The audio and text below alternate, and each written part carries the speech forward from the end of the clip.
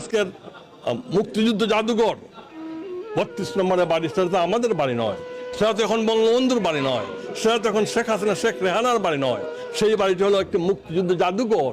সেই বাড়ি থেকে 71-এর মুক্তিযুদ্ধ পরিচালিত হয়েছে। সেই বাড়ি থেকে 7ই মার্চের ভাষণ, বঙ্গবন্ধু সেই বাড়ি থেকে বেরিয়েছে 7ই মার্চের ভাষণ দিয়ে 7.5 কোটি বাঙালিকে ঐক্যবদ্ধ করে মুক্তিযুদ্ধে ঝাঁপিয়ে পড়তে সাহায্য করেছেন।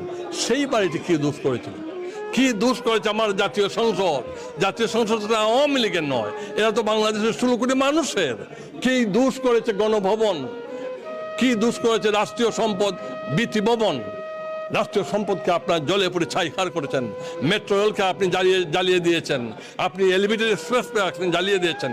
কি না করেছেন? আপনি 400 থানা লুট করেছেন, থানা তো আমার নয়, এবং 400 থানা লুট করে সেখান থেকে অস্ত্র নিয়ে এসেছেন।